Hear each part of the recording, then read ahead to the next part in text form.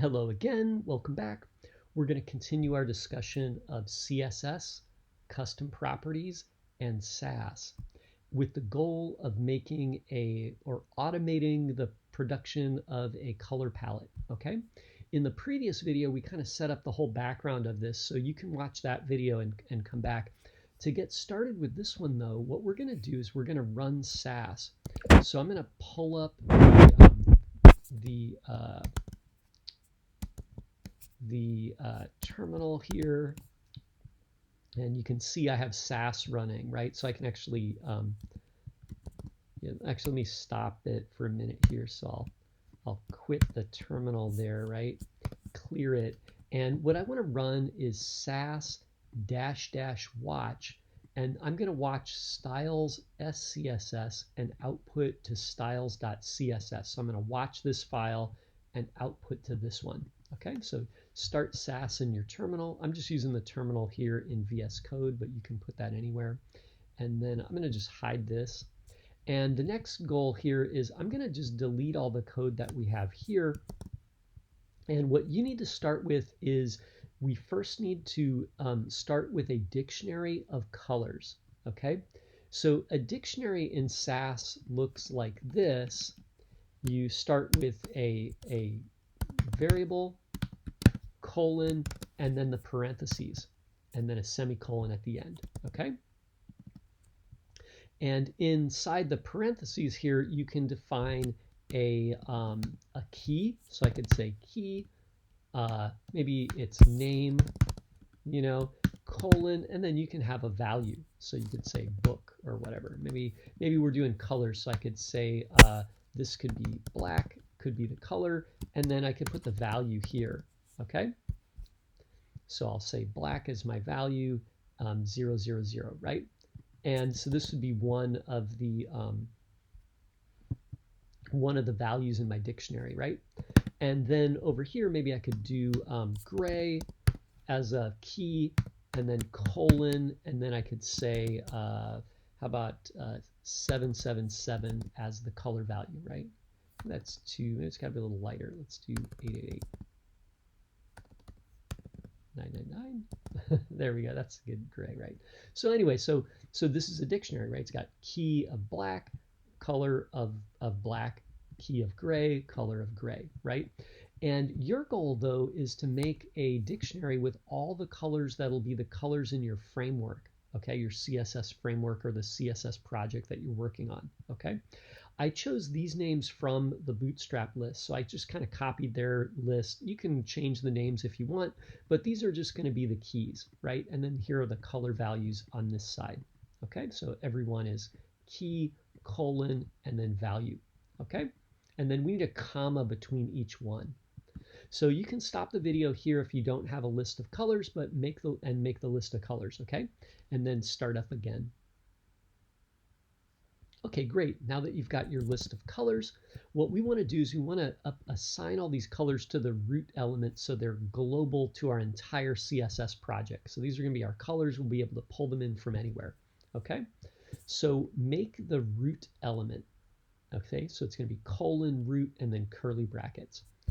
And now what we want to do is we want to loop over each of the keys and values in our color. So what we're going to do is we're going to use an each loop. So I'm going to say each, and then it says var in list, but I'm going to change this to key, comma, value in, and then I'm going to put my dictionary here. So my dictionary is called colors, okay? Oops, I did the wrong thing there. There we go, right? So now I got my colors. If I look in my style sheet here, you can see it's empty because I haven't output anything, okay?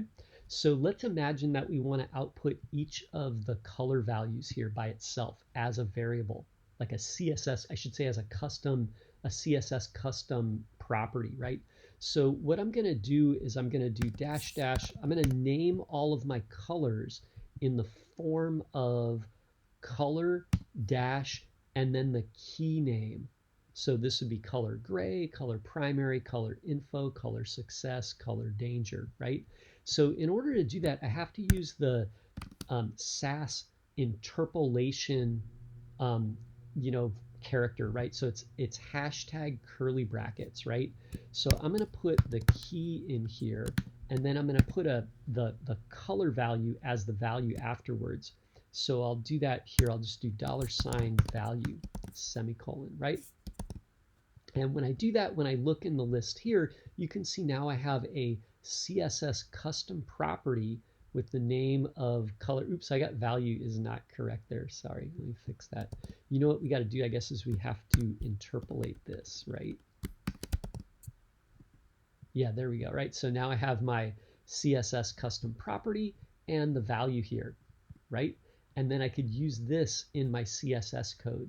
Okay, so that's just the main colors, but now how do we make the tints and the shades, right? So to make the tints, I'll put the tints first, so the colors in the middle, and then I'll put the shades afterwards, so it'll go light to the color to dark, okay? So to do the tints, what we're gonna do is we're gonna count.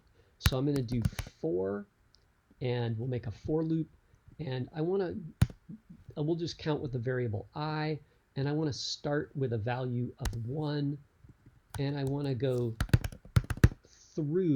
I'm going to change that to through because that way it'll include the last number. So I want to count from 1 to 4 and include the number 4 in the count. Okay, and then I'm basically going to do the same thing that I did here. So I'm going to take color, and then I'm going to actually add a number to the end here. Right, so I'm going to just, every one of these is going to be color, and the key value, right, key will come from up here, and then the after the key it's going to say 1 2 3 4, right? So I'll say let's see here, dash, and then we'll interpolate, and we'll put the value for I there, okay? And it's going to give me an error here because it sees that I duplicated the names, right? Oh, and I also put the hashtag there. That's got to be the $, right? So it sees here that I duplicated them, right? They're all the same color, right? Oh, actually, no, the numbers are different, but the colors are the same, right? So that's pretty close. I'm generating all the colors, but now I got to like tint them, right? So to do that, we're going to use the sass lighten function. Okay, so lighten looks like this. You're going to say lighten parentheses.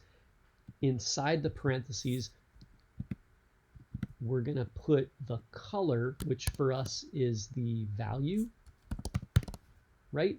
And then we're going to say how much we want to lighten it by. And you can do the lighten, you look it up in the docs, you can set a couple things, but I'm going to use %. So I think I used 12% last time.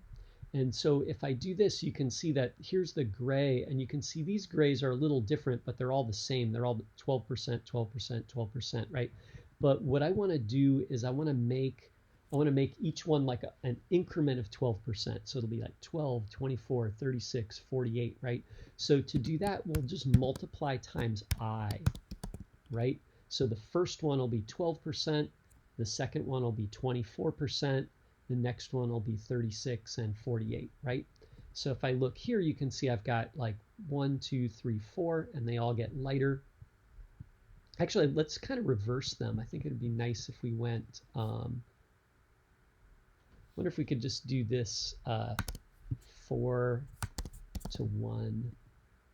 Oh yeah, there we go, right? So we got like 1 to 4 there, lighter, right? And then we've got our light color. Now let's do the shades, right? So here we're going to loop, do 4 lighter colors. Now let's do 4 darker colors. So I'm going to follow the same procedure, and if you want, you can stop the video here and make that a challenge for yourself to try and do the tints. To do the tints, you're going to use the darken function. Okay, how did you do? Let's try it out together. I'm going to do @4, and we can just count with I again, and I'm going to start with 1 and end at 4, but I'm going to go through 4, okay?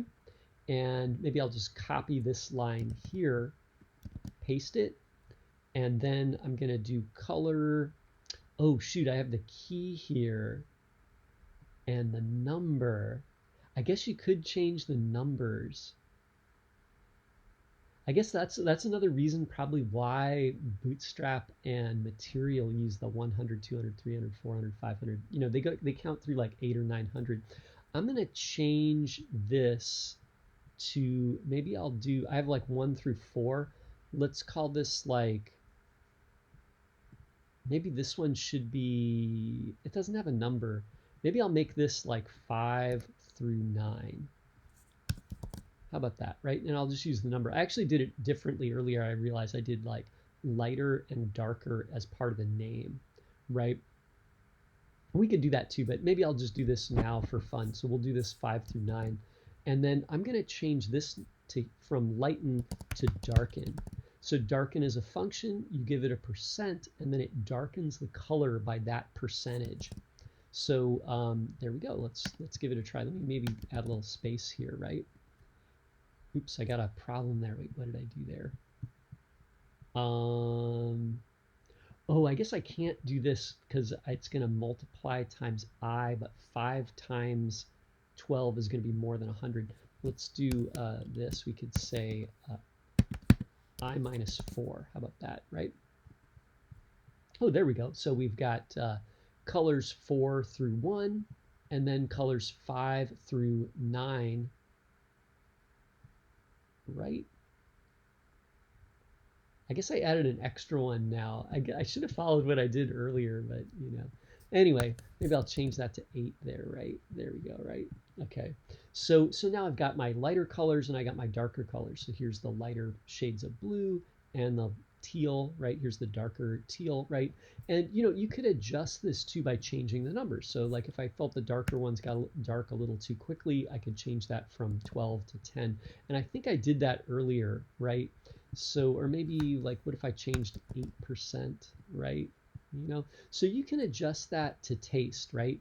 And so the goal here is for you to make a set of colors. And then I guess the follow-up challenge here is to make a block of colors here in your HTML document that displays the colors that you have here, so you can see the whole color palette. Think about what you saw on the Bootstrap or the Material site, okay? So anyway, thanks for watching. I hope that that's an interesting look at Sass, and we used a couple features here. We used the dictionary, we used the each loop, the for loop, we used through in the for loop instead of in. We used interpolation, variable interpolation, and then we used some of the built-in functions, the lighten and the darken function in Sass, okay? And then again, we're creating custom properties, which are like CSS variables, totally different from the Sass variables, okay?